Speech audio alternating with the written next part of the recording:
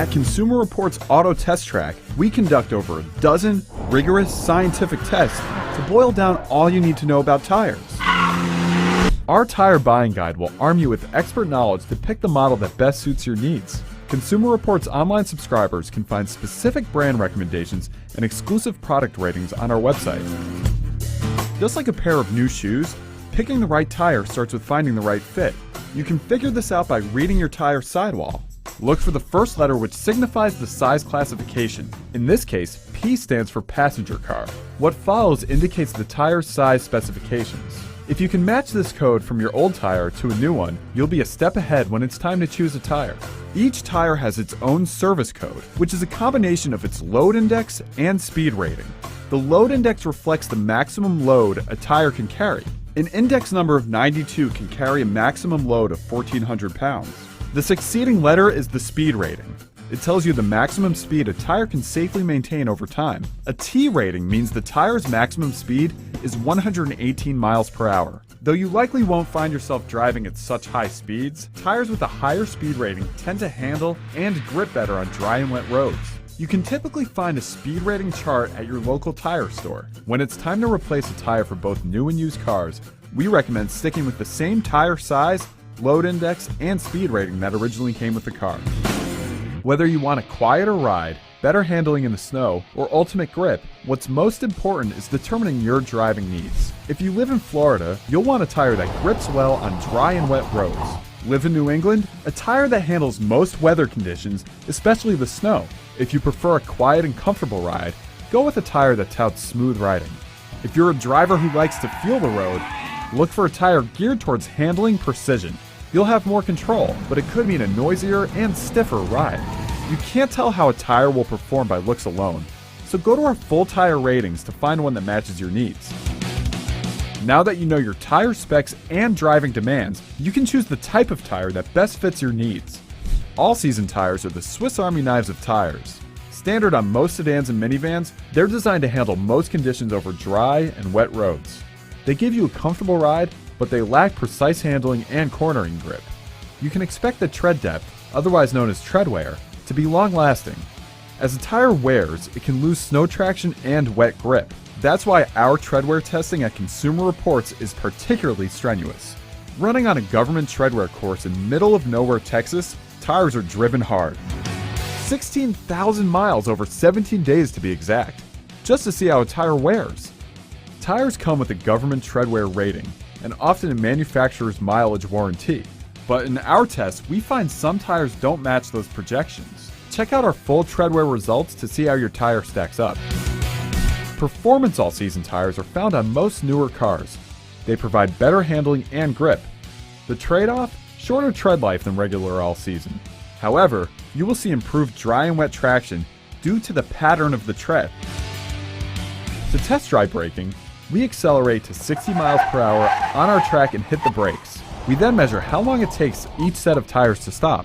A poorer performing tire will generally stop a car length or more past where a better performing tire stops, which can make the difference between a close call and an accident. Got a sweet, fancy ride? Most likely you'll need ultra high performance tires.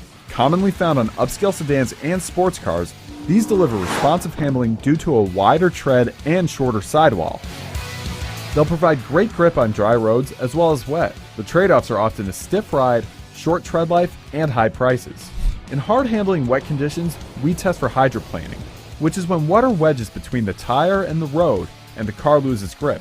We cover our test course with water 3/8 of an inch deep. Then, after accelerating, the car tries to follow a curve on the track. If it's hydroplaning, it goes straight, missing the curve completely. While some tires hydroplane at 40 miles per hour, the best may resist hydroplaning up to 60 miles per hour. Driving in winter can be stressful. You want a tire that performs well in ice and snow.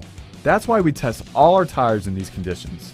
We run an acceleration test from 5 to 20 miles per hour over packed snow. Tires with better traction take less distance to reach these speeds than ones with poorer traction. For ice testing, we take our test vehicles out to an ice rink to see them get their Scott Hamilton on. We measure how long it takes a tire to stop from a pace of 10 miles per hour. In both tests, models labeled winter tires are the top performers. Why? They have a tread with more slits or sipes to provide more bite in the snow and ice. Always use winter tires in sets of 4 because mixing different tire types can compromise handling. Remove them when the weather warms up because they may not grip as well and tend to wear quicker. Truck owners need a tire specifically designed for their model. All-season truck tires provide good performance in most weather conditions for light-duty trucks, crossover vehicles, and SUVs. These are like car all-season tires, but they come in larger sizes suitable for trucks. All-terrain truck tires have a deeper, more open tread pattern, which provides better grip on unpaved roads, but the trade-off is a noisier ride. So how long does it take to wear out a set of tires? It depends. We find you generally get what you pay for. Our tests show the best all-season tires can last over 90,000 miles, while the worst need to be replaced after 30,000. We recommend consumers start shopping for new tires before their current ones are worn out. That is, when the tread depth approaches 4/32 of an inch in any one groove. You can measure your tire's tread with an inexpensive tire tread depth gauge. A cheaper way is to use a quarter. Place the quarter in the tire's groove, head down. If you see the top of George Washington's head, it's time to start shopping. When it's time to buy, you've got plenty of options. Traditional tire stores, car dealers, large retailers, the internet, and your local mechanic. Check online first to get a sense of prices. If you buy online, remember you'll pay for shipping, mounting, and balancing fees.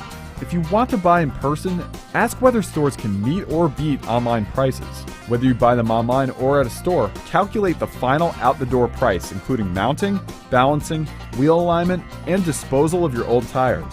These additional fees could stack up in the end. Proper maintenance is key to tire performance and overall safety of your vehicle. Tires may wear at different rates depending on where each one may sit on the car. Rotating the tires evens out these differences. Your owner's manual should tell you how often to rotate your tires, but as a rule of thumb it should be done every 5,000 to 8,000 miles. Tires lose air pressure over time. An underinflated tire flexes more, becoming harder to roll, known as rolling resistance. We find tires with low rolling resistance get about 1 to 2 more miles per gallon on the highway than high rolling resistance tires. Underinflated tires can also wear faster and build up heat, which can contribute to a failure, such as a blown tire. When it's time to check the air, we find digital air pressure gauges are easy to read and more accurate than dial or stick gauges. You can find your tire's recommended air pressure printed on a sticker inside the door jamb, the glove box, or on the gas tank door. We suggest checking your tire pressure once a month. For our full tire ratings and recommendations, check out consumerreports.org. We are a not-for-profit, pay for all the items we test, and accept no advertising. Thanks for your support.